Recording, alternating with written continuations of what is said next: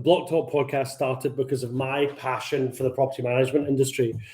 I wanted to start a conversation and add some value within the industry with a diverse range of people and professionals who can add something extra.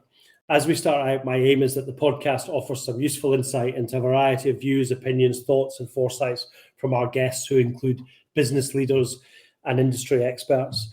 If you enjoy the podcast and want to find out any other information, head on over to brianwelsh.co.uk.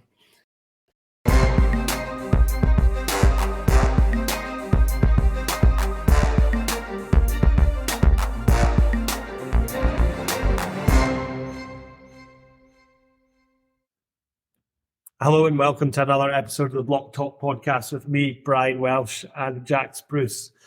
Jax, how are you today? I am very well. Yeah, good.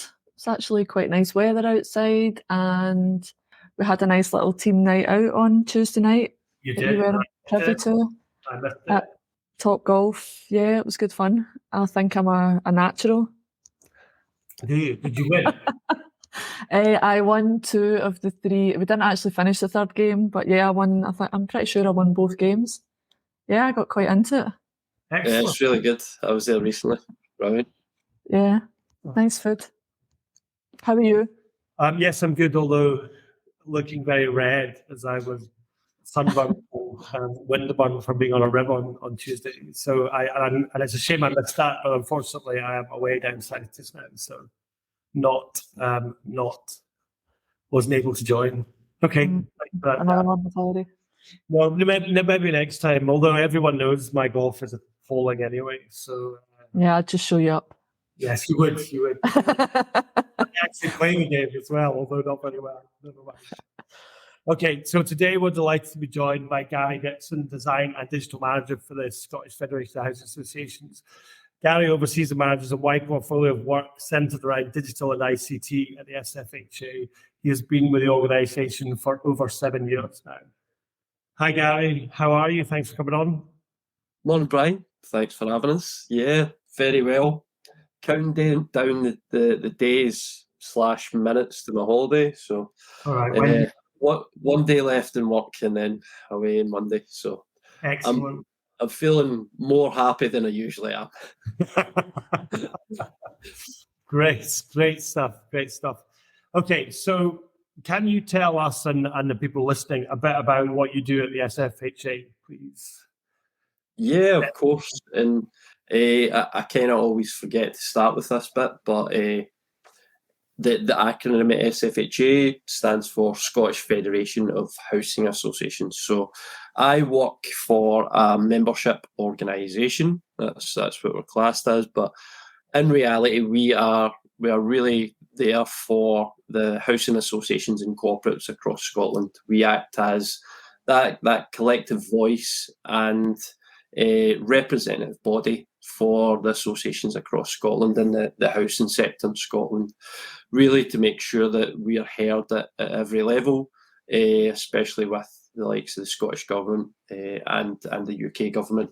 But within that, yeah, we're there as well as a place that members can come to us and really find out best practice advice around what other housing associations are doing as well. As you'd mentioned, I've got quite a wide portfolio. The main focus I have is actually internal in the first instance. Okay. So I manage all our organisational kind of digital and IT systems, making sure that we have the kind of best capabilities to offer our staff, and that the staff have the best services and options available to them to do the best job they can for our members. The internal part, that really came about just thankfully prior to the pandemic. So my role changed slightly. I used to be more design focused. It was actually on the back of the GDPR side of things.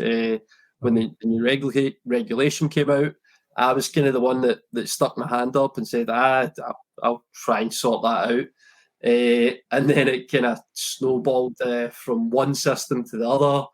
And I think it was more based around my kind of focus on anything design wise. You tend to have a bit of a solution focus approach. So that was something that really helped me understand everything that we needed to do in order to be a better organisation. And, you know, I think it wasn't until the pandemic happened that a lot of the staff internally really understood all those kind of digital transformation pieces that were going on, and actually got the best out of them. So yeah, that's the kind of the internal side of it. Externally though, as I mentioned before, we work with all our members across Scotland. So there's, I think at the moment, it keeps changing because we've had one or two mergers, but we've got 137 members across Scotland in terms of housing associations. So I do a lot of work with individual associations, helping them understand the digital journeys that they're trying to go on, but also linking up different housing associations, because sometimes they can be quite focused on only what they're doing. And it's only until, you know, they say we're having a problem with X, and then I realise, actually, I just spoke to another housing association the other week that are in the same position as you. So there's a lot of collaboration and joining up the dots to make sure that organisations can really get the best out of what they're doing and understand what others are doing as well. Yeah. Okay. Cool. That sounds great. Actually, I was doing a demo of our factory product to a housing association the other day, and most of I said to them, you know, we have a couple of a few housing associations that use our software. And they were like, yeah, we know, we talk. Yeah. So I think it is that environment where somewhere like SFHA, and you know, when you've got people who are kind of in the same boat with the same challenges, that they need these interactions, right? Where other people can help. Yeah, exactly. And I think that is one thing I've noticed about housing associations. They have such a big priority for their tenants and for their communities that they just sometimes don't have that time to do the external piece where they'll actually go out and find out what others are doing within the space. So that's something that we really try and help them with as well. Yeah, no, understood. So the Digital Checkup is an online tool for housing associations. Is that still in use? And if so, do you have any tips for organisations to get into it? Yeah, it is still in use. Okay, so this has been one a kind of big thing for me at the moment. Okay. The tool itself, that it was set up in October 2020, and you know, it was one of those things, we were working on it before the pandemic, and I just wish we'd got to it before the pandemic, because I'd have loved to have seen some of the results before the pandemic and then the results during the pandemic, because obviously just when it happened in 2020, it was just like the floodgates opened. Everybody needed to do that kind of base level digital transformation piece. We've seen a huge uptake in it, and the services that we could offer around it. It was something that was really it was well received by our membership, and I think it was July 2021. I wrote a report on some of the findings. So the tool itself is still going, but what I would say is that we've actually came to a kind of point now that the tool itself was more about that kind of, right, how do you start that digital journey? Now organisations, it's really interesting actually, because we've had a few organisations that done it back a few years ago, and they've done it again recently. What I would have, you know, instantly thought is, right, when they're going to do it, at the very end of the tool, you get a digital maturity score. So from 0 to 100. And I thought, you know, that they're going to jump up quite a bit in terms of their score. But in reality, they were actually coming out very similar to what they had in the beginning. Okay. And the more I looked into it and spoke about it, it was actually because now organisations are actually more digital savvy. They're understanding the questions a lot better. Yeah. And they've got a bit of I guess it's a more honest sense of where they are or where they want to be. So with that in mind, we're actually looking at Digital Checkup 2.0. I don't think it's going to be called Digital Checkup. I'm going down that route of maybe digital savviness or readiness tool. So this, it's actually more about going past that the digital transformation piece and now into a kind of, it's almost thinking about that kind of that checklist or readiness factor that you have to deal with.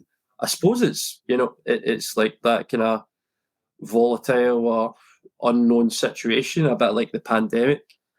If your organisation has the tools in place, you're going to be able to adapt and be agile in those situations that come up. It could be a cyber attack or something like that. It's about creating a state of readiness as well, I think now. So that's the exciting thing that I'm hoping to work on this year. So it was a very, very long answer for a short question there, but I hope that gives a little bit of insight into just what we really want the tool to become. And we're actually working internationally with Dutch housing associations now, to try and do a kind of wider scope of actually, that we're looking at the Scottish housing sector, but what can we learn from another housing sector in another country? And how do they benchmark against the Scottish ones and these sort of things? Well, this is what we're trying to do, because we've got one set of benchmark factors here that aren't quite the same as to what they do over there. But interestingly, the Dutch federations do a benchmarking on costs as well. So that one's really interesting. So they're able to calculate the cost per house effectively, a per unit of stock for each housing association, to say your IT spend per house is X, which is very interesting.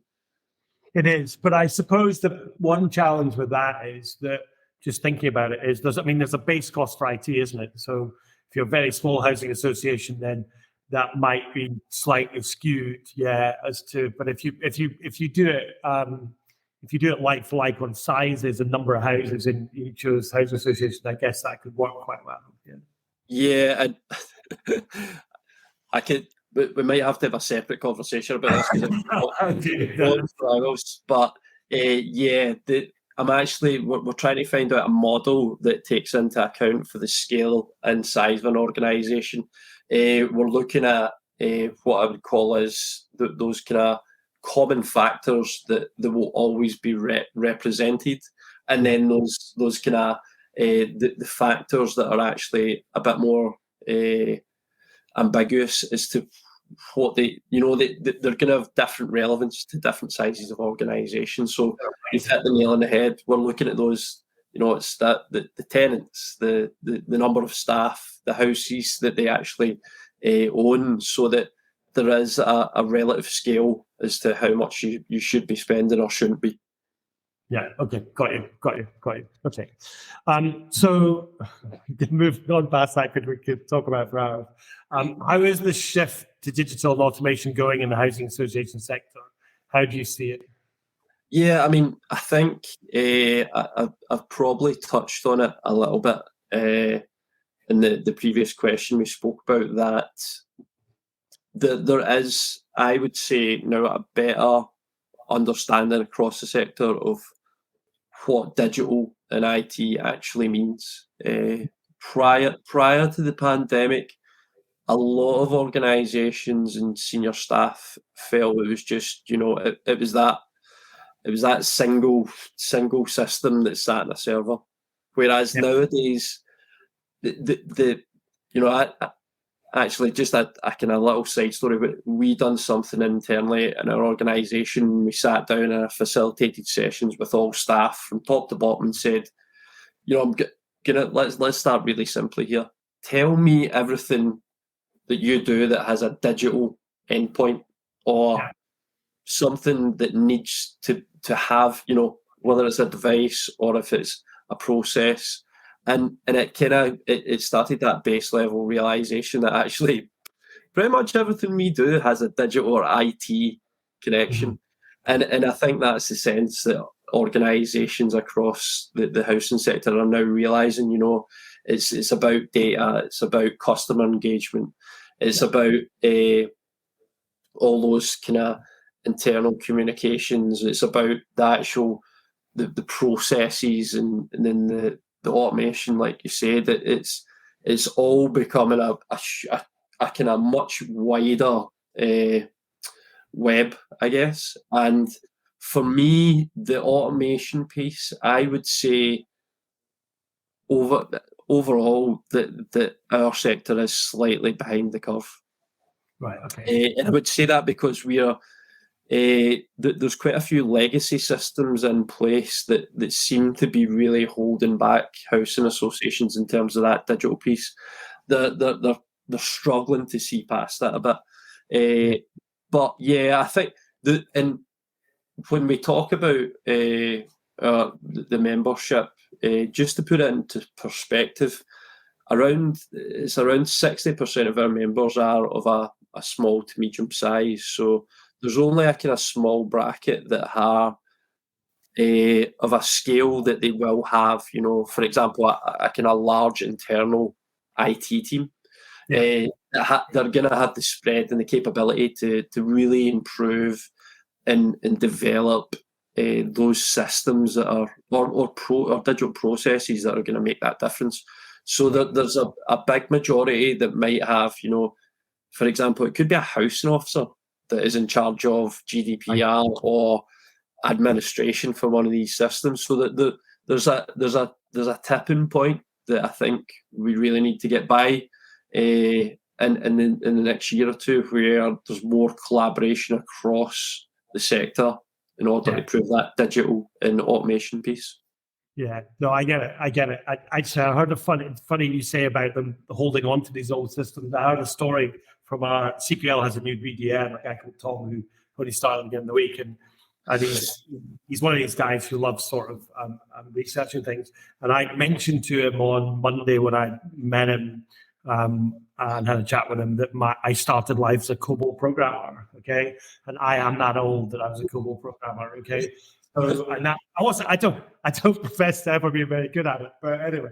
And he told me a story this morning that there's a whole lot of banks, Barclays, I think he mentioned, who are actually employing graduates and teaching them COBOL because they're scared shitless. Sorry for swearing again. I always swear on here at least once. So about changing from their old COBOL system to a new system. I mean, you look at who was the bank? I can't remember. There was a bank a few years ago who had a horrendous migration from old system to new system, and they got fined by the regulators and everything like that. So you can kind of understand why these guys are terrified to do it. You know what I mean? So he asked me if I was open to a job as a COBOL programmer. And I said, yeah, I don't think that's where I want to go. But anyway, but no, I do understand that. We actually, in CPL, we see it a lot as well, but we see it more from the point of view of people using systems that aren't really fit for what they're trying to do. Yeah. So I mean, from a problem batching software point of view, selling or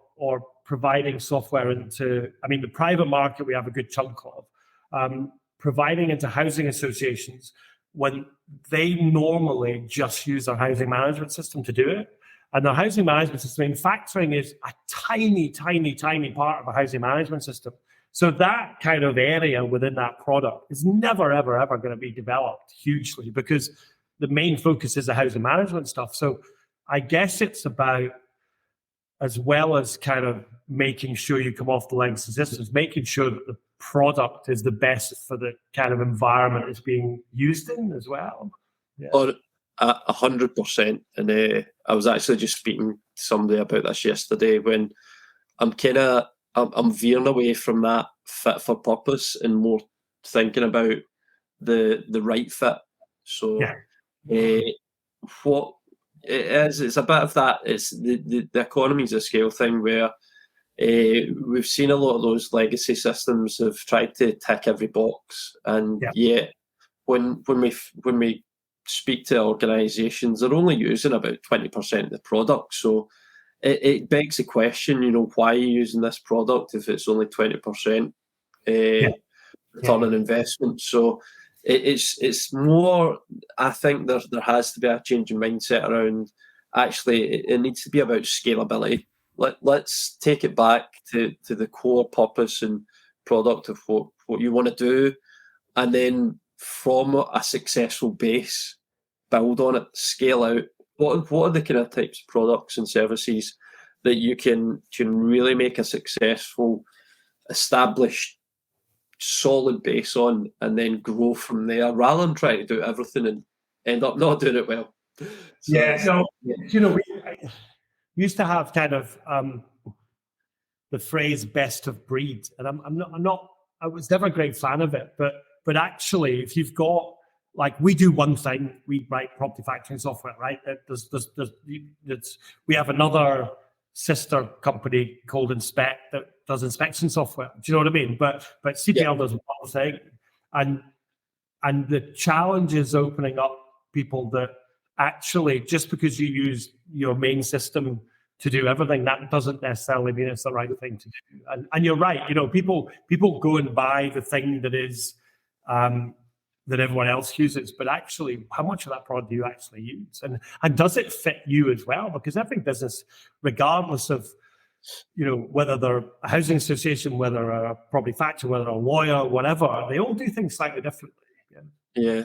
And it's amazing that actually some of the discussions I've had have been around, how did you actually get this system in the first place? And it's actually came down to just one person. It's we've always went through this procurement portal, whatever it might be, and we've always just spec'd every single thing we think that it needed to do, rather than just focus on the real core product or kind of things that you really strategically need it to do and align to, and that's and that's where you see a lot of these kind of new organizations or organizations that have a really good product, but it just might not do one or two things. Then they're falling out that kind of shortlist. So it's just there's lots that needs to change and improve. Yeah, I have this conversation quite a lot with clients all the time, and it's like, okay, so you want me to do X? Okay, to do X will be 10 days worth of work. That's fine. Okay, and that's going to save you this amount of time in the organization, or make you this productive, or solve this problem, or whatever. And then they go, yeah, but can you just add this thing on? Now, like, that's an extra 5 days amount of work. Yes. Okay. So what's the help to you? What's the saving? Where's the return on investment? Well, we need to do that once or twice a year, but it'd be really nice. Okay. So term sledgehammer to crack nut comes to mind.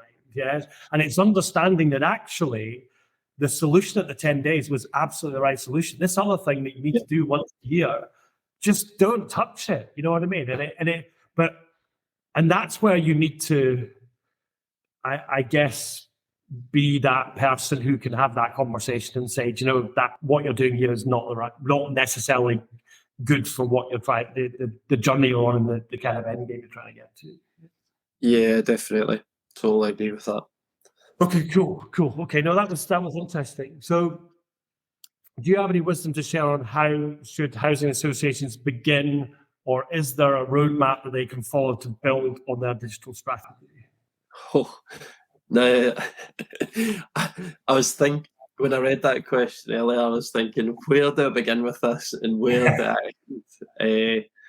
But to be honest, the more I've so as part of the Digital Checkup, what we offered a follow-up service. So I'd sit down with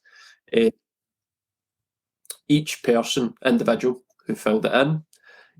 And sometimes that would result in actually speaking to a kind of wider group of the staff, or even their boards. And what I came to realise is there's there's not actually one kind of one fits all solution in terms of do you write a digital strategy, or do you have that roadmap of steps? But what I think has made most success and most improvement is when we say, you know, actually you need to have the digital piece sitting at the leadership table.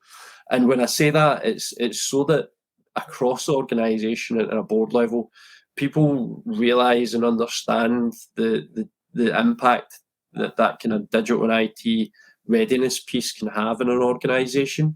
And sometimes, you know, it can, in that sense, it actually makes them realise we do need a digital person in that organisation.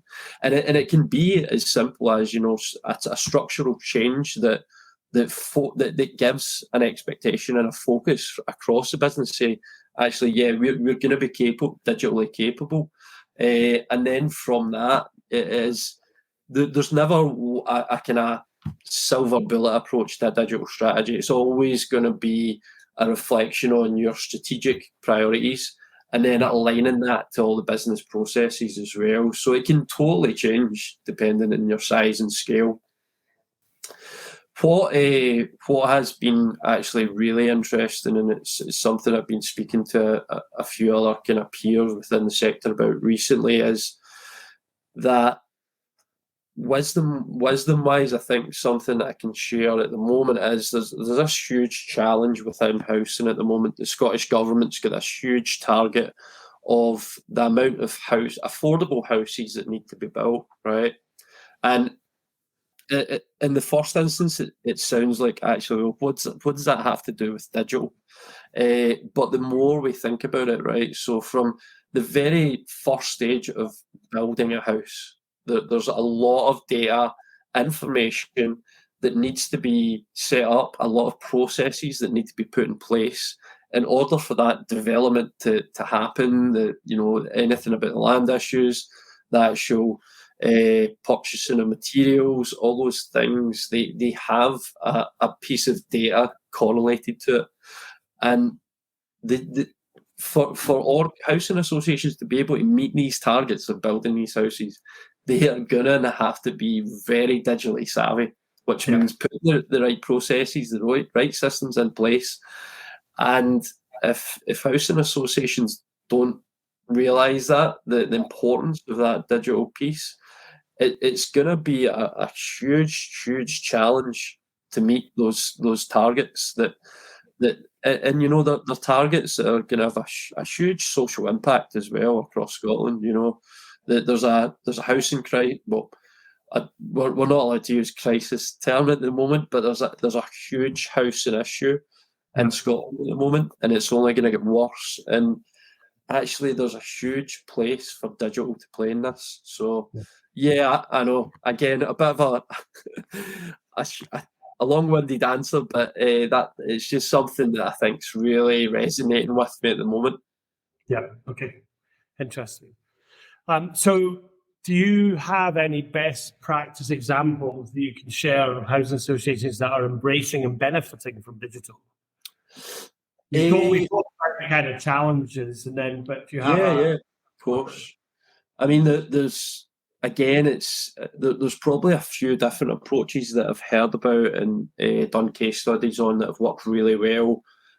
But I think overall, it's actually what we've found is that the ones that are most successful, they're really focused on something. So, for instance, I know there's one housing association that's really, really committed to the cloud first approach. And that's transformed some of the roles within the organisation, and also the way in which they have this kind of expectation of how staff work. Flipping that as well, there's another organisation that focused on culture first. So they actually, you know, instead of saying we have to use this system, it's actually more about the culture behind it. So they've used that as a catalyst to have digital change and enablement for the organisation. When we're looking at smaller sized organisations, I think the ones that are looking at more evergreen system models, so products that are that they're not going to sit in a server somewhere and need a patch in order to be up to the latest standards. It's more about maybe a SaaS product, a software as a service, that is going to be continually developed and improved in the background, and they're going to see the benefits of that year on year or month on month. Yeah. And I think that maybe just ties in with the scalability side of things. So get a good core product and then work on pushing out, scaling up, making it work for your organisation and your staff. Yeah. Okay. They were very good examples. Thanks for that. Okay, that's the kind of last question about kind of your role and these sort of things. But we do have one final question that we ask people, and that is, tell us something about you that people are generally surprised to find out about you. Well, I mean, it's probably evident for the walls behind me. I'm still a skateboarder, but I actually used to work as a professional skateboard photographer. So one or two of my pals, they were extreme, like the guy that's got the board behind me, they were extremely good at board. But I just was, I kind of knew when I'd seen them skate that I wasn't just as good. So I thought, you know what? Next best thing, I'll take pictures of them doing really cool stuff and then try and get it published. So yeah, I made a really good go at it while still working. But it's just, I mean, the skateboard industry in general has kind of been a bit of a victim of its own success, but also digitization. So you don't get printed skateboard magazines anymore, which kind of took away the need for a digital skateboard photographers, because it's all on Instagram and people want things so quickly. But yeah, it's one of those things, and now I'm at the stage where I can be the cool dad and try and teach my kids how to skateboard as well, without killing myself. I'm impressed you still do it, because I don't know whether balance goes or it's height or something like that, but I mean, don't get me wrong, I had one when I was younger, but one thing that I quite enjoy doing is paddleboarding, and for the all me trying, I cannot stay up on one now. So I don't know what it is. Maybe it was the 4 pints for lunch. I'm joking. But yeah, I don't know. But yeah, okay, that's fabulous, brilliant, a great story. Well, thanks for coming on, Gary. That was very, very interesting. Thank you. No problem. And I think, anything that we can help with, definitely get in touch if there's any more questions. Very happy to try and answer them as well. It's been a pleasure to chat to yourself today, Brian, and discuss all those kind of digital aspects within the housing sector today. Okay, thank you.